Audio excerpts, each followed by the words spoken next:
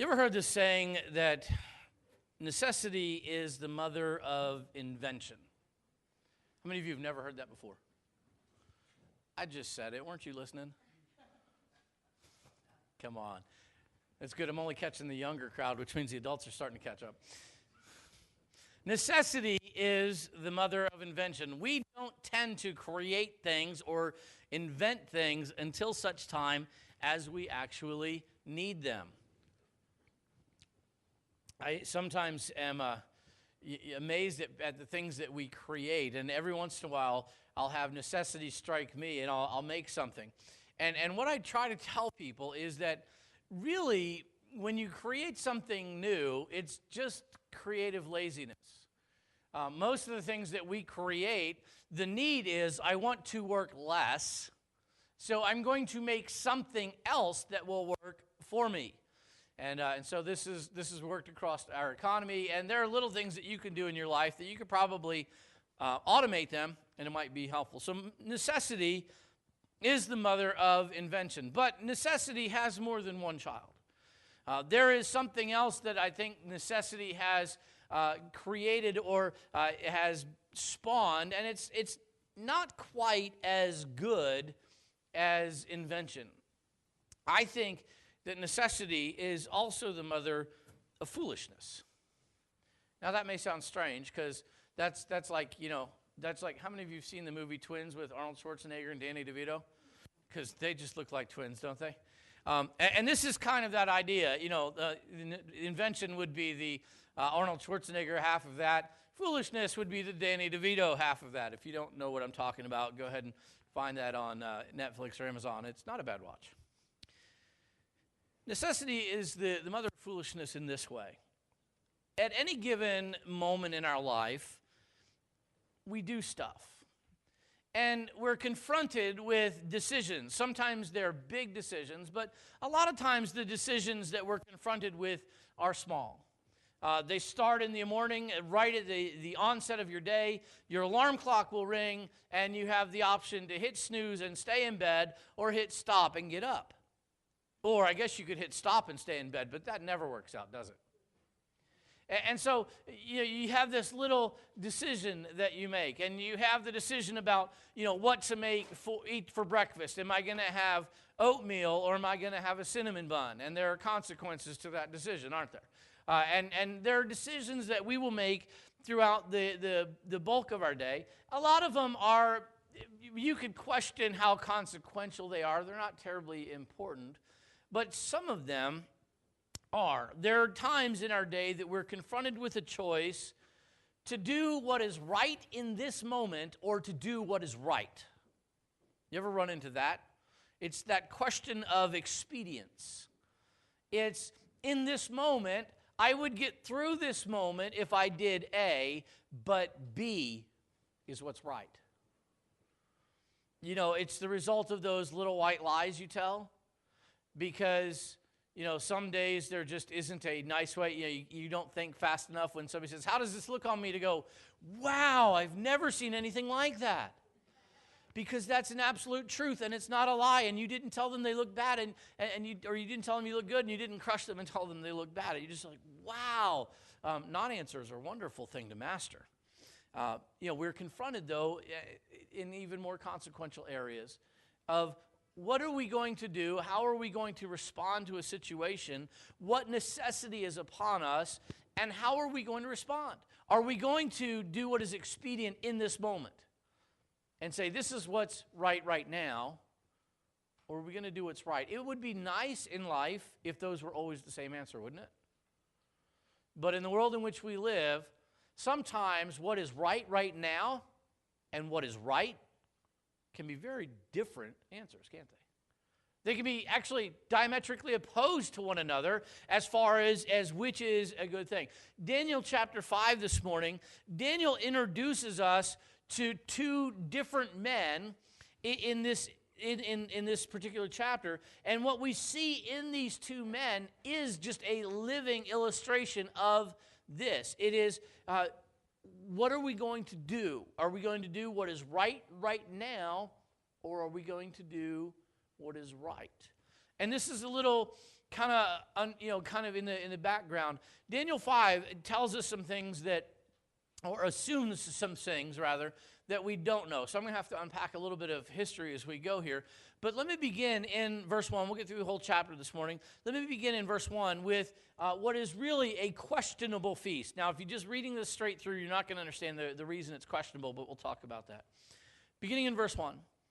Belshazzar the king. Now you're thinking, wait a second, we were talking about Nebuchadnezzar the king. I just finally figured out how to say his name, and now you're going to give me a new king. Yeah, some time has gone on. We're dealing with a new king in Babylon. Belshazzar the king made a great feast for 1,000 of his lords and drank wine in the presence of the 1,000. While he tasted the wine, and really while he felt the effects of the wine, Belshazzar gave the command to bring the gold and silver vessels which his father Nebuchadnezzar had taken from the temple which had been in Jerusalem, that the king and his lords, his wives, and his concubines might drink from them. Then they brought the gold vessels that had been taken from the temple of the house of God, which had been in Jerusalem, and the king and his lords, his wives, and his concubines drank from them. And they drank wine and praised the gods of gold and silver, bronze and iron, wood and stone.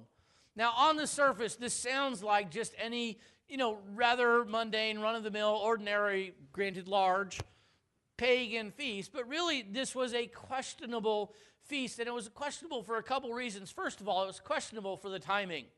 There's some things going on in history, that we don't know immediately, but we can talk about. First of all, this guy named Belshazzar. Belshazzar was actually the crown prince of Babylon. He wasn't actively the king. He was, however, co-regent with his father, a guy named Nabonidus. Nabonidus was not directly related to Nebuchadnezzar, but had managed to get himself into the throne, quite possibly marrying one or more of Nebuchadnezzar's wives. It's not even impossible that Belshazzar was his stepson, not his real son. And so we have this kind of weird transition in Babylonian history going on. Nabonidus had been reigning for about 17 years. He spent the bulk of his reign, actually hundreds of miles to the south, in the desert. He was a very religious, superstitious man, and had spent most of his reign wandering around the desert in this religious practice. And so for most of the years that Nabonidus was technically the king, Belshazzar, the crown prince and co-regent, was functionally the king. And so there's a little bit of a weirdness going on in the political life of Babylon during this era. Another reason that this was questionable is because for the last couple of years preceding this, the Medo-Persian Empire had been on the ascent, and they had been actively engaging in attacking Babylonian cities and Babylonian positions into Babylonia proper. In fact, just several days before this, Nabonidus, as king, had led the armies of Babylon in an engagement against Darius the Mede, who led the armies of Persia, and had miserably lost, had been soundly defeated, and had fled into the desert with what remained of the Babylonian army, never really to be seen from again. He survived, but he took off. And so as the events in Daniel chapter 5 unfold, the Persian army is literally marching on Babylon. The only part of Babylon that had not been conquered at this point was the city of Babylon. Okay, is this when you're going to throw a party? Anybody? Okay, so you can see when you start looking at history, it becomes a bit questionable. Here's the crazy thing. We actually know what day it is in this story. The date is October the 12th of 539 BC. How's that for specificity?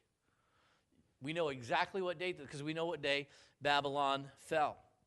The date, being the date that it is actually about 30 years after the events that we found in chapter 4. And we talked last week about Daniel kind of skipping through some of the highlights of his life. He's now moved forward another 30 years, and chapter 4 was about 20 years after chapter 3. And so, he's just kind of highlighting some key things going on there that was there. And so it's kind of a questionable day to be throwing a huge, monstrous celebration.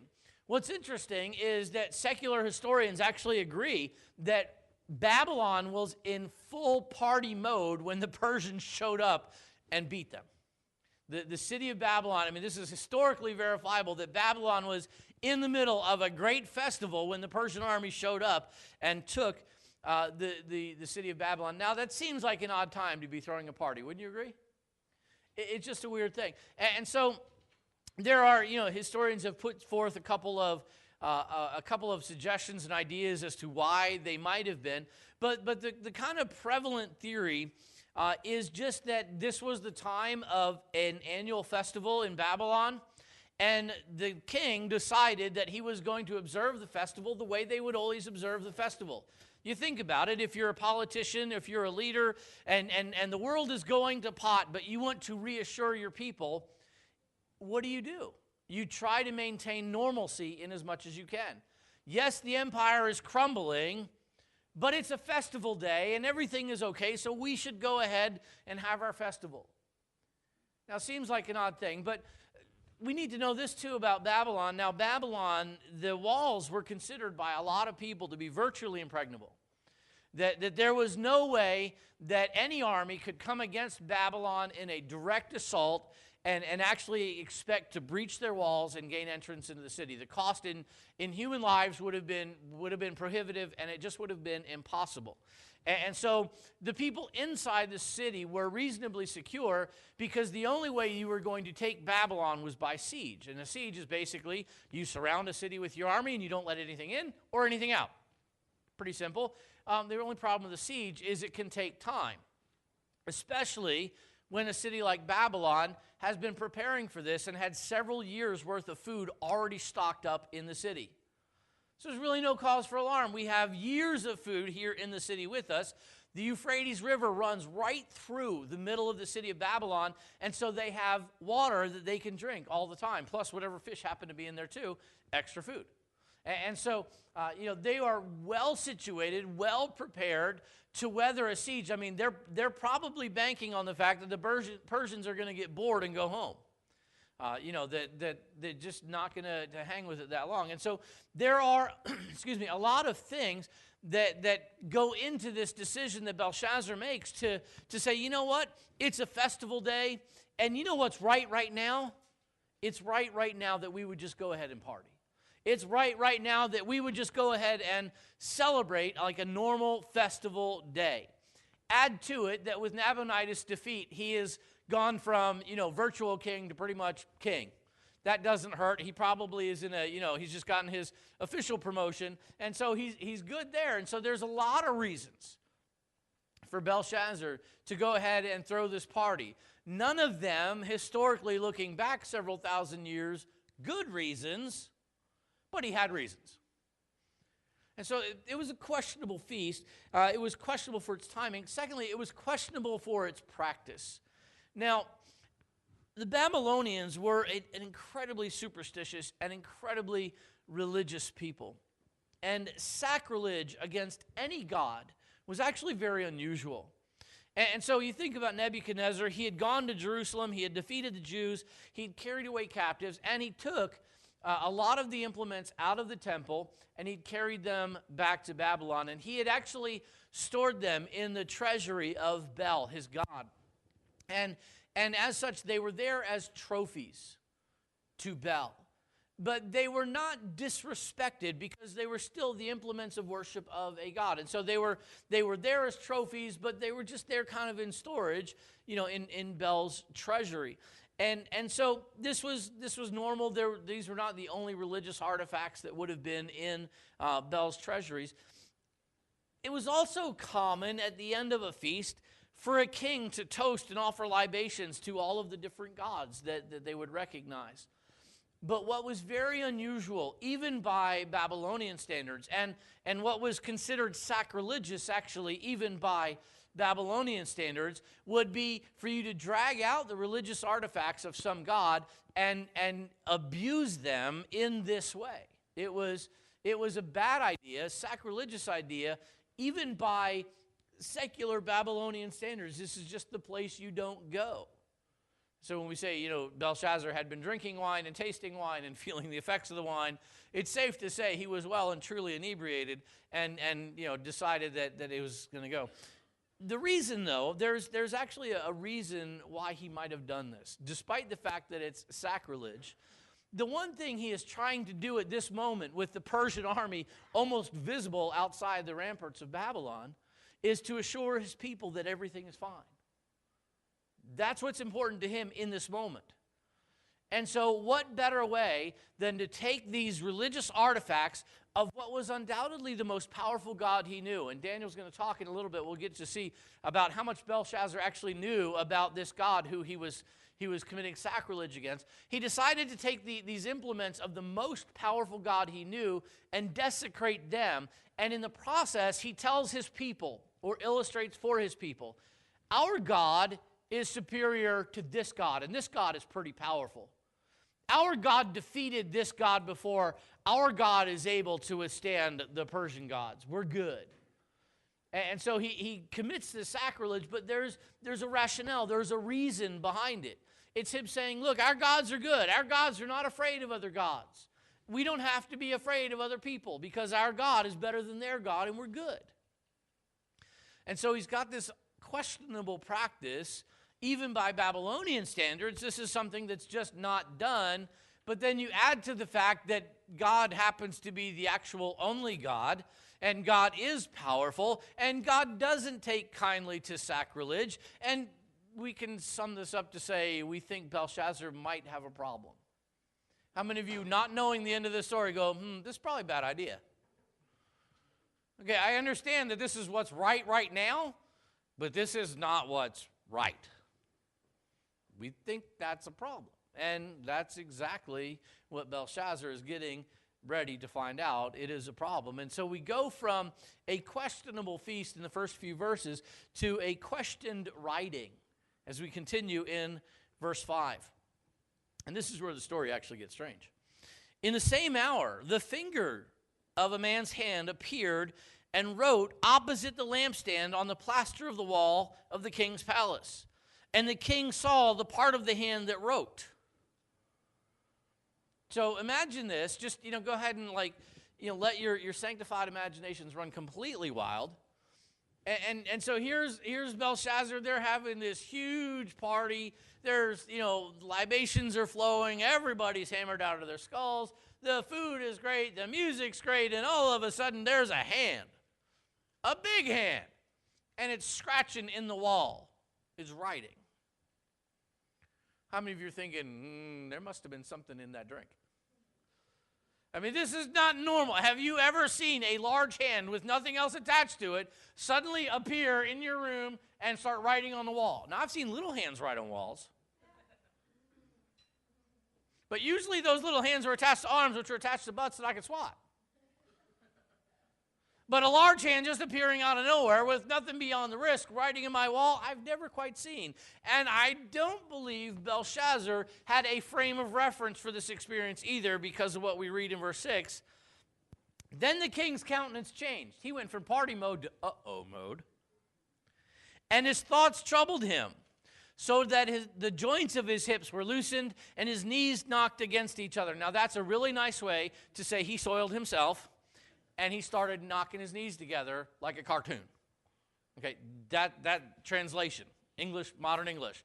He lost control of some anatomical functions, shall we say, required to clean up on aisle 1. And verse 7, the king cried aloud to bring in the astrologers, the Chaldeans, the soothsayers. The king spoke, saying to the wise men of Babylon, whoever reads this writing and tells me its interpretation shall be clothed with purple and have a chain of gold around his neck, and he shall be the third ruler of the kingdom. And so he's got handwriting on the wall. Fortunately, I think the hand probably went away after it was done writing, which was good for him because he was a mess. And so he calls in all the wise men. He says, come in here, read the interpretation, and tell me what it means. If you do, I'll make you the third ruler of the kingdom. Now, that's important. Remember, Belshazzar is not the first ruler of the kingdom. That's Nabonidus. Belshazzar, as the crown prince, is technically the second ruler of the kingdom, and so he's going to promote whoever reads it to third ruler in the kingdom. So he's going to be the heir to the crown prince. So, as Nabonidus goes, Belshazzar, and then Belshazzar goes, and then you're next. You just jumped right into the line of succession of the king of Babylon. Never mind that the kingdom of Babylon is kind of waning quickly, but anyway. Now, verse 8, all the king's wise men came, but they could not read the writing or make known to the king its interpretation. Then King Belshazzar was greatly troubled. His countenance was changed. He went from uh-oh to uh-huh. Yeah, a little mad. And his lords were astonished, which is, I think, a little bit of understatement that they were shocked by what was going on because nobody could read it. Now, it's not improbable, given what follows, that the writing on the wall was in Hebrew, is my guess. Just nobody in Babylon could read it. 30 years have passed, and most of the Hebrews that were there had long since gone home. Nobody can read this writing. Problem. Verse 10. The queen, because of the words of the king and his lords, came to the banquet hall. So the queen was not here for this whole party. She'd been out having her own little, girls' night out thing. The queen spoke, saying, O king, live forever. Do not let your thoughts trouble you, nor let your countenance change. There is a man in your kingdom in whom is the Spirit of the holy God. And in the days of your father, light and understanding and wisdom, like the wisdom of the gods, were found in him. And King Nebuchadnezzar, your father the king, just in case you've forgotten who we're talking about, made him chief of the magicians, astrologers, Chaldeans, and soothsayers. Inasmuch as an excellent spirit, knowledge, understanding, interpreting dreams, solving riddles, and explaining enigmas were found in this Daniel, whom the king named Belteshazzar. Now let Daniel be called, and he will give the interpretation. That's quite the calling card. That's quite the resume that the queen just rolled out for all of the things that Daniel was good at, Daniel was capable of. And the first thought that comes to mind as we're reading through the book of Daniel, right? So just we're keeping on track here. That here's Daniel. Where's Daniel? Why isn't he? Okay, so granted, this is not really Daniel's scene. Daniel's not really a party-hardy kind of guy. And at the point where you're doing sacrilege, he's just doing slaughter. And so it's just probably not a good mix. Let's leave Daniel off the guest list. But think about this. 30 years have passed from chapter 4 to chapter 5. We said last week, Daniel in chapter 4 was roughly how old? Do anybody remember? Roughly 50 years old. So when you get here into Daniel chapter 5, about 30 years have passed. How old's Daniel?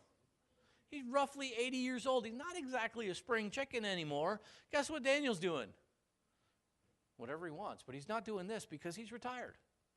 Still living in the city of Babylon, but he's, enjoying his well-earned retirement. I mean, he served Nebuchadnezzar and served him well for many years, and at some point as the king thing changed with Nabonidus, he was able to step back and to retire, having served Nebuchadnezzar well and faithfully, and apparently, according to the queen, impressively. And so she says, look, there's this guy. Don't freak out. We got this guy. He can do it. So verse 13. Then Daniel was brought in before the king.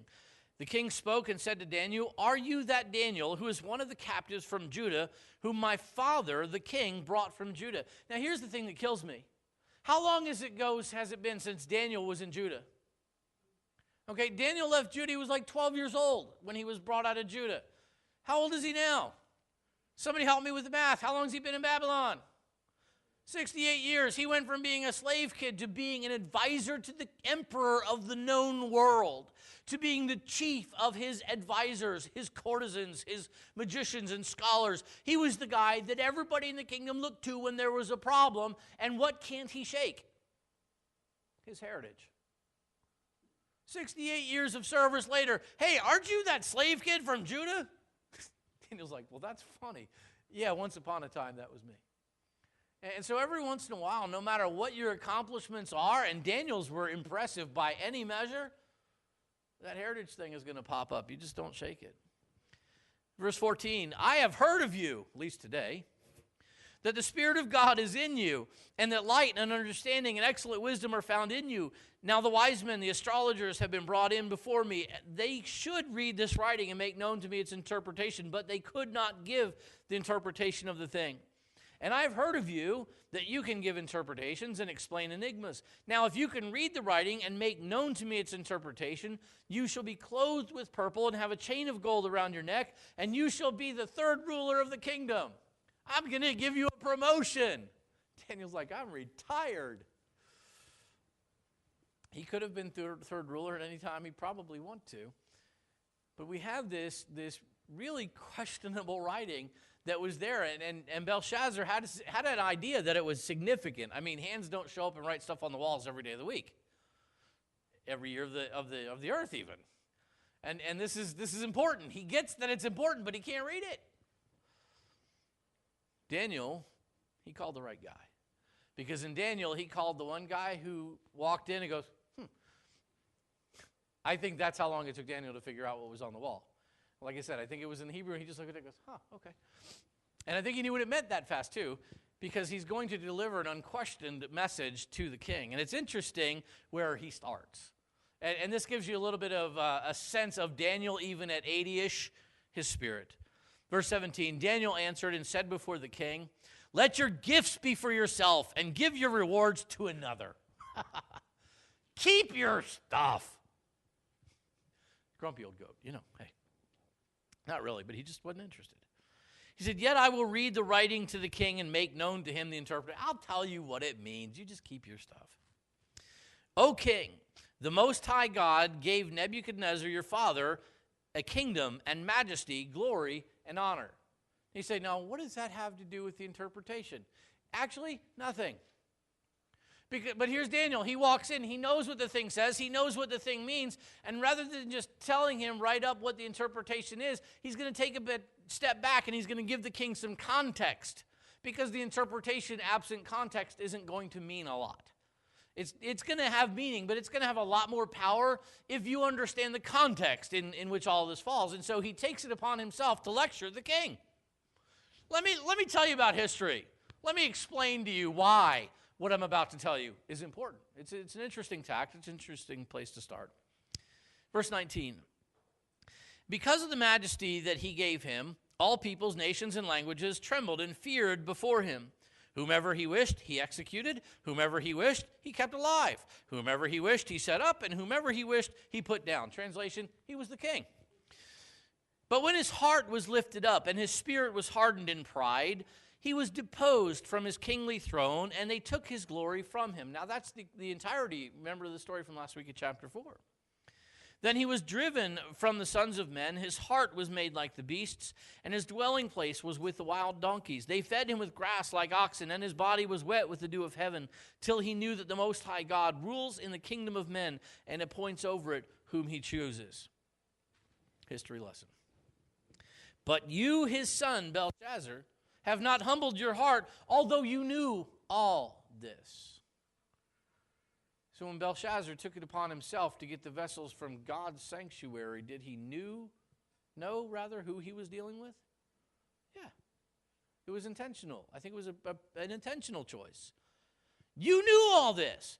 You know who God is. You know what God does. You saw God's handiwork in Nebuchadnezzar. Verse 23, and you have lifted yourself up against the Lord of heaven. They have brought the vessels of his house before you, and your lords, your wives, and your concubines have drunk from them, and have praised the gods of silver and gold, bronze and iron, wood and stone, which do not see or hear or know. And the God who holds your breath in his hand in all your ways, you have not glorified. How connected was Daniel? He wasn't at this party, but he had a pretty good take on what had happened, doesn't he? Not too much escaped him. You've honored yourself, but God, the God, instead of glorifying him as you know you should, you decided to desecrate his stuff. That was pretty dumb. Belshazzar should have known better. But in his attempt to bolster the confidence of his people with the Persian army bearing down on the capital city, he chose to do what was expedient. He chose to do what was politically right now, and that was to do whatever he needed to do, burn whatever bridge he needed to burn, insult whatever god he needed to insult, to absolutely do whatever was required to calm his people and try to instill a sense of normalcy in them. Everything that he did from a political sense, from a kingly sense, it makes kind of sense in its own way. It's what was right now. But it wasn't what was right. And so Daniel continues in verse 24. The fingers of the hand were sent from him, and this writing was written. And this is the inscription that was written, Mene, Mene, Tekel, Upharsin. This is the interpretation of each word. Mene, God has numbered your kingdom and finished it. Tekel, you have been weighed in the balances and found wanting. Perez, which is singular for Upharsin, which is plural. Your kingdom has been divided and given to the Medes and Persians. You've been weighed in the balances and found wanting. And your kingdom is kaput. God numbered your days, they just reached the end. God numbered the days of your kingdom, they've reached the end. It's being taken from you, given to the Persians. Good news? Not exactly.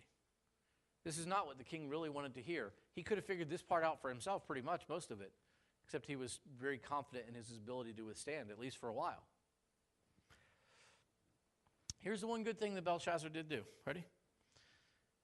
Let's see, where are we? Verse 29. Then Belshazzar gave the command, and they clothed Daniel with purple and put a chain of gold around his neck and made a proclamation concerning him that he should be the third ruler in the kingdom. So even though the interpretation went against the king and was completely contrary to everything the king wanted to hear and everything the king was trying to do, he at least followed his own word. I mean, this is the point where men start hacking to pieces the messenger. You ever said that? Don't shoot the messenger. Yeah, there's a reason we say that, because messengers get shot, and Daniel's the messenger. But Belshazzar, to his credit, and it's about the only thing I can think of that is to his credit, went ahead and he put a purple robe on Daniel, and they put a gold chain on Daniel, and they said, "Here's Daniel, the third ruler of the kingdom. Next in line for the king." So you got that part right. Verse 30. That very night, Belshazzar, king of the Chaldeans, was slain. That very night. Here's what happens. History tells us that the Persian army wasn't so stupid, that Darius the Mede was actually a pretty smart tactician. They got to Babylon and they found these very great impregnable walls with all of the ramparts and all of the soldiers and everything going on, and they could hear the party going on, and they could see that the city was well defended and a little bit full of itself and not paying the greatest attention. You remember the river Euphrates? We talked about it. Where did the river Euphrates run? Right through the middle of the city. Well, guess what that means? There's got to be a hole in the wall somewhere for the river to come into and out of. The Persians actually dammed the river above the city, and as it drained, the big portals in the wall that the river used to flow through were undefended gates, and the Persian army marched right in. And they wiped out the Babylonians, who were in full party mode, not really in full defense mode, before they knew what was going on. And just like Daniel prophesied, Belshazzar died, many of the Babylonians died. Verse 31, Darius the Mede received the kingdom being about 62 years old. Interesting construct that. Darius received the kingdom. Who was the king in Babylon who gave the city of Babylon to Darius the Mede? Pretty cool. Daniel was actually the king of Babylon for about 5 minutes. But long enough to surrender the city to Darius the Mede, one king to another. That's pretty cool, even though you're on the wrong end of that gift, granted. There are a lot of lessons that we could learn from this particular text. It's very rich. But our focus in this series has been on those undefeated Hebrew captives, one of whom was just promoted to the king of Babylon, if only briefly. We see here a significant contrast between Belshazzar and Daniel. Belshazzar is the king, but he is portrayed as one whose focus has been on doing what is expedient. He's constantly doing what is right now. He could have been out trying to raise an army. He could have been out trying to find, if not Nabonidus, at least the rest of the Babylonian army is trying to rally somewhere. There are a lot of other things he could have been doing, some of which may have been even tactically smarter. But instead, what he was trying to do as a politician in his capital city was quell the nerves of the people around him, get everything calmed down, give everybody a sense of normalcy. Don't panic, everything's okay. And everything he did was expedient. Everything he did was what was right now to meet those particular ends. Was it right? He wasn't even asking that question. Was it right to do? It was just right now. And that's as far as he could think. But juxtaposed against Belshazzar is a guy named Daniel. Now Daniel, he's not the king. Well, he became king. But Daniel's retired. He's just living in his little, senior center home as an 80-year-old, prophet, soothsayer, Chaldean, wise guy. But he's noted as a man of great reputation, and he's portrayed as one who always does what is right. Not necessarily what is right now, but what is right, period. And because of a lifelong commitment to doing what is right, period, he has a tremendous reputation. I mean, you think about the words that the queen spoke about him, the way in which she described him. This was huge, heaping praise about who Daniel was and the reputation that he has and the gifts that he had and the abilities that he had. And it was all built on a lifetime of doing what was right. And I don't think we could have two men who were any different in their nature, any different in their characteristics, or in their end. Because Belshazzar's end is defeat and death. Daniel's end was promotion. He became king. And you say, yeah, but he became a king that handed over the city of Babylon to the Persians. Yeah, and you know what we're going to read? Next week we're going to follow Daniel to Persia, and things did not go badly for him there either. And you know why they didn't? Because Daniel was a man with a reputation for being right. He did what was right. He was predictable. It wouldn't matter if it was convenient. It didn't matter if it was expedient. It didn't matter if it was comfortable. It didn't matter if it was going to cost him his entire life. You could count on Daniel to do what was right. The application for us really is we want to be a Daniel, not a Belshazzar. I don't know about you, but if you're going to, if I'm going to have a lifetime legacy, I'd rather it be a legacy of faithfulness. I'd rather it be a legacy of being right, not a legacy of defeat and destruction and death because I chose what was right to do in the moment, but it was just the wrong thing to do. The application is this: long-term faithfulness brings the reward of reputation and promotion. But consistent short-term faithfulness is the only path to long-term faithfulness. I know that's deep, isn't it? Consistent short-term faithfulness is the only path to long-term faithfulness. You will not be known as a person who was right, as a person who was faithful in the long term, if each and every day, each and every step, each and every direct decision that you had to make wasn't right. It's the short-term faithfulness. It's the one step I must make right now in the right direction, regardless of the cost. Because what happens if you decide in this moment, you know what, I should go here, but I'm going to go here? Are you now a person who you can look at and say, well, that's long-term faithfulness? Or did you step aside? And what happens to most of us is, once we make one step in the wrong direction, it becomes almost habitual. I'm confronted with a choice. What's expedient in the moment? What's right? I can see what's right. But going to go this way. I'm going to see what's right, but I'm going to go this way. And we live lives, I mean, we as humans, not just we as in this room, but we live lives where we consistently, in the short term, are unfaithful. And then we're really disappointed when people look at us and say, well, you're unfaithful. No, I'm not. I'm a faithful person. Really? When? That's a just question, isn't it? Long-term faithfulness brings with it the rewards of reputation and promotion. But it is short-term faithfulness that is the only path to long-term faithfulness.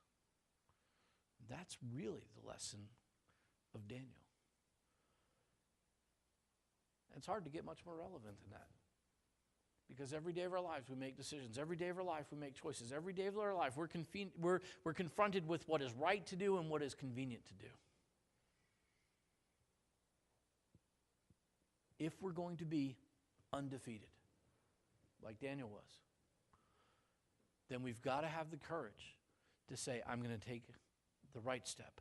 I'm going to make the right choice. I'm going to make, in the short term, the right decision, regardless of what it's going to cost me, because it's right, for no other reason than that it's right to do. Because our eye's on the prize, I really do. At the end of my days, I want people to actually miss me. I want people to actually think highly of me, that they look at me and they look at the life I've lived and they say, wow, he was a great guy and you could always count on him to do what was right. And to get through my life with a reputation, forget promotion. Well, that wouldn't be bad either, though. But just to be thought well of by men, to be thought well of by God, is it worth it? Is that a prize worth fighting for? Is it a hill worth dying on to you? That's the question we have to ask ourselves. We've seen illustrated very clearly between Belshazzar and Daniel where each path leads. Now the question, since we're the ones on the path, is which way do we step? Father, we love you. Thank you for your word today. Lord, Daniel is a challenge to us. Really, every step of his life, every step of his journey, we look at it with awe and wonder and amazement. And he challenges us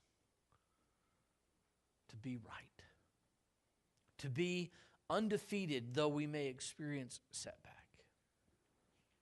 God, as your children, that's who we want to be.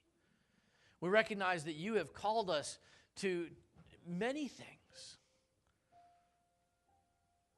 And we recognize, though, that we have a choice in every step of the way, whether we're going to do what you've asked us to do what you've told us to do.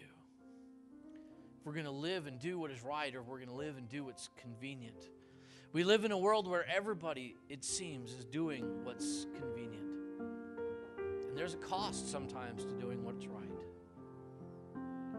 Father, would you help us to be challenged, help us to see the benefit to being right. Father, would you help us, above all else this morning, to be right with you. Lord, we know, and though we haven't spent much time of it, your Holy Spirit knows that the first step for any of us is to enter into relationship with you.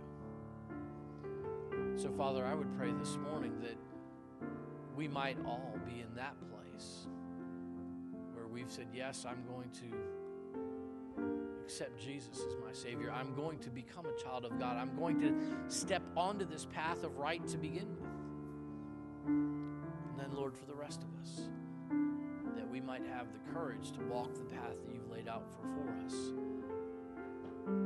even though it may be difficult. Help us, individually, corporately, to be a people who are known that we're just right. Not mean, not unkind, but we're consistent and we're faithful and we're right. Father, help us, we pray, in Jesus' good name.